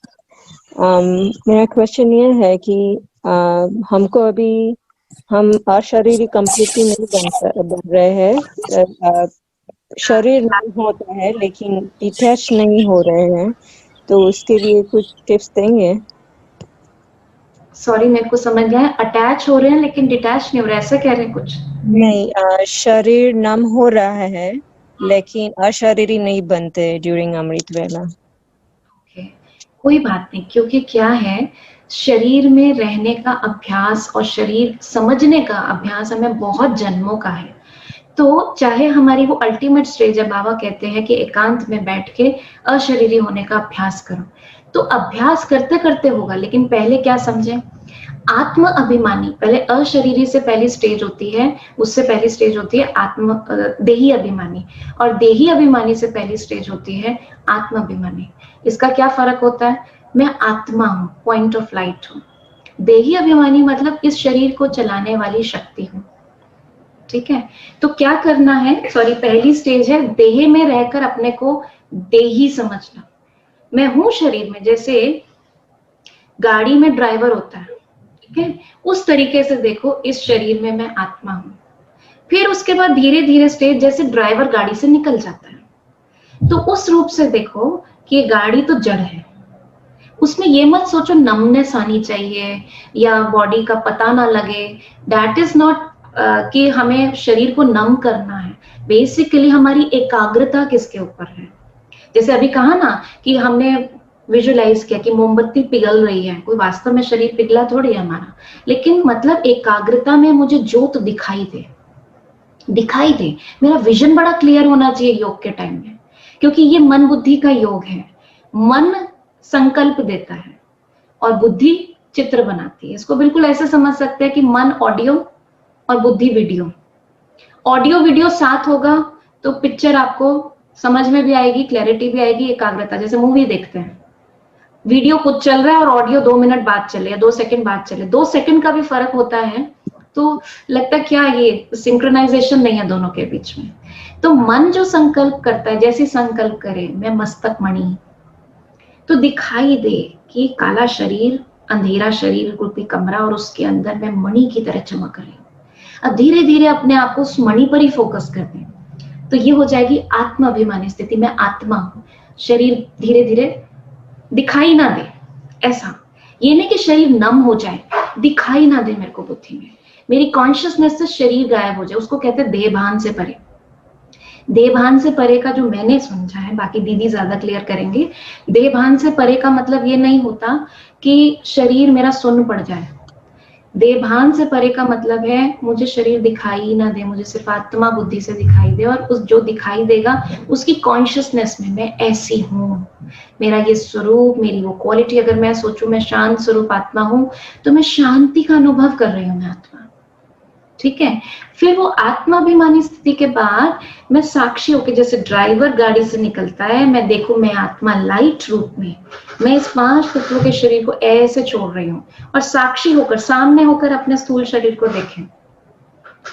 हम बाबा ने जैसे कहा था अभी 2-3 दिन पहले की मुरली में कहा था, मैं इस रूप को बड़ा प्रैक्टिस करती हूँ, तो बाबा ने उसमें कहा था ये क्या है, चमड़ी है। तो मैं सोचती हूँ ये लेदर बैग है। इस लेदर बैग के अंदर बहुत सारे औजार पड़े हैं, जितने टूल्स है ना, जितने लंग्स है, हार्ट है, ब्रेन है, किडनी है, ये सारे इसके अंदर बैग के अंदर सामान भरा हुआ है। लेदर बैग है, चमड़ी का शरीर है, और मैं इसको यूज करने वाली मैं बाहर निकल गई। पॉइंट ऑफ लाइट वो है अशरीरी स्थिति। जब मैं शरीर से मतलब अपने आप को शरीर अलग देख रही हूँ और मैं आत्मा अलग हूँ, तो अशरीरी स्टेज में फिर हम बाबा के घर परम धाम अपने घर जाकर बिल्कुल देभान से पढ़े, ताकि नमनेस आ जाए शरीर में वो जरूरी नहीं, आनी भी नहीं चाहिए। मैं तो ये कहती हूँ पैर क्यों हाथ पैर सुन्न हो जाए, लेकिन उसकी कॉन्शियसनेस जैसे बिल्कुल ना रहे मेरे को। तो ये धीरे धीरे अभ्यास करने से होगा। और ऐसा भी हमारी स्टेजेस भी चेंज होती रहती हैं। कभी एकदम से आपको लगेगा आज बड़ा अच्छा अनुभव हुआ, अगले दिन बैठेंगे उतना अनुभव नहीं होगा, क्योंकि हर दिन हमारा जो है वो अलग बीतता है। हमारे डे की दिनचर्या जो है, हमारा जो धारणाएं हैं, ये सब चीजें, हमने रात को कैसा खाया है, खाया पिया भी जो है, ये सारी चीजें मैटर करती हैं। हमारी बॉडी की स्थिति क्या है, तो थोड़ा सब चीजें मैटर करती हैं। तो उन सब चीजों को समझते हुए हम बड़े प्यार से मन को बहुत प्यार करें। देखिए, लव योरसेल्फ। हम मन को एक छोटे बच्चे की तरह कहते हैं ना, वेरी गुड, आज आपने ये किया ना, आज मन ने ये एक्सपीरियंस किया ना, बहुत अच्छी बात है। क्या होता है, मैं आपको एक छोटी सी बात बताऊं, शॉर्ट में ही बताती हूँ। कई बार क्या होता है कि हम मान लीजिए मेरा डेस्टिनेशन जो है वो 500 किलोमीटर है, मैं चलना शुरू करती हूँ और मैं चली गई मान लीजिए 100 किलोमीटर। अब it depends on me, on what I pay attention to. मैं ये भी कह सकती हूँ बस 100 किलोमीटर ही चली हूँ, और ये भी कह सकती हूँ कि अरे वाह 2 घंटे में मैं 100 किलोमीटर चल गई, इसका मतलब बस मुझे 400 और कवर करना है। It all depends where I pay my attention to. अरे पहले तो हम कुछ भी नहीं कर पाते थे, अभी इतना कर रहे हैं ना, इसके लिए खूब अप्रिशिएट करो अपने आप को, इतना कर लिया हमने। अब हम क्या करते हैं, अल्टीमेट स्टेज को सोचते हैं एक दिन में क्रॉस कर लें, तो जब वो नहीं कर पाते तो दिल शिकस्त होते हैं, मेरे को वो फीलिंग नहीं आई, मुझे वो फीलिंग नहीं आई जो दीदी कहते हैं ना आनी चाहिए। अब वो इसी उदासी में हम रहते हैं। अब जो मजा मिलना चाहिए था, जो एनर्जी मिलनी चाहिए थी योग लगाने के बाद, जो शक्ति की अनुभूति होनी चाहिए थी, अरे बाबा को तो देखा ना, बाबा का हाथ फील करा आज मैंने, हाँ बाबा देखा कैसे मुझे प्यार कर रहे थे, ये तो फील किया, ये कहाँ करते थे पहले, उसके लिए अप्रिशिएट करें ना, आज बाबा से बातें करके आए। तो धीरे धीरे जैसे ये खुशी में रहेंगे ना, ये खुशी का एहसास, आपकी ओरिजिनलिटी, आपकी जो स्टेज की समीपता है वो जल्दी आएगी आपकी।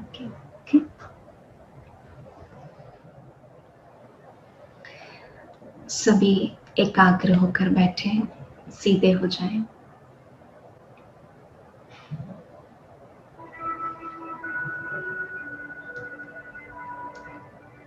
मैं आत्मा मस्तक मणि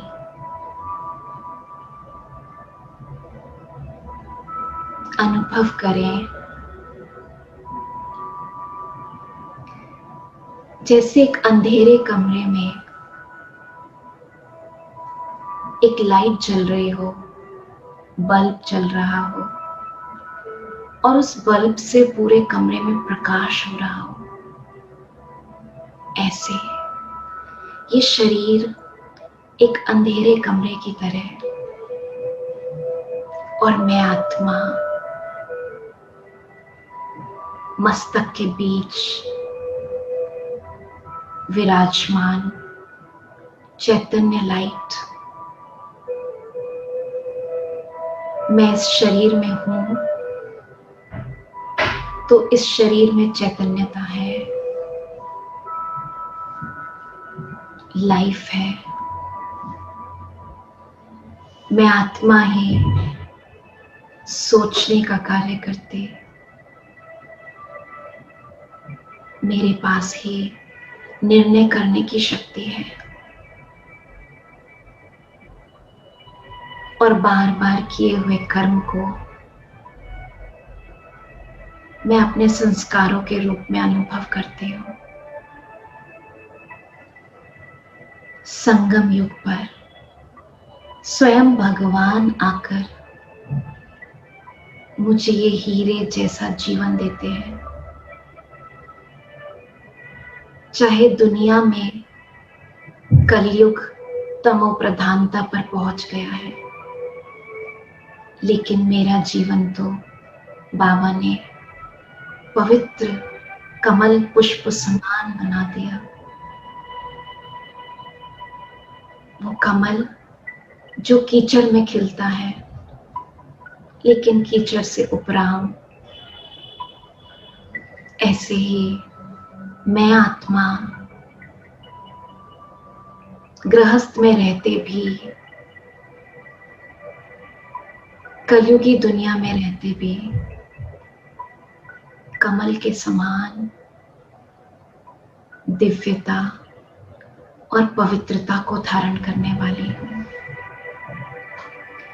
जैसे उस कमल पर कीचड़ की एक बूंद भी नहीं ठहर सकती और उसका मुख सदा ऊपर की ओर होता, ऐसे ही मैं आत्मा भी इस दुनिया का कोई भी विकारी वाइब्रेशन मुझको टच नहीं कर सकता, क्योंकि मेरी बुद्धि एक परमात्मा के साथ जुड़ी हुई है, जो मुझे सदा न्यारी और प्यारी बनाती है। मेरा जीवन एक आदर्श जीवन है,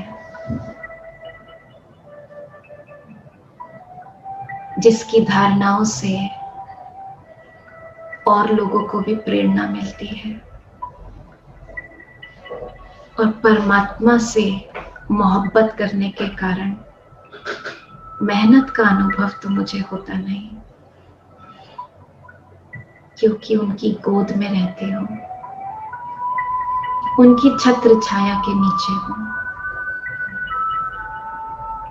सदा सुरक्षित हूँ, सदा मेरी चढ़ती कला है। मस्तक पर विजय का तिलक है और विश्व कल्याणकारी का ताज है। बाबा, आपका बहुत बहुत थैंक्स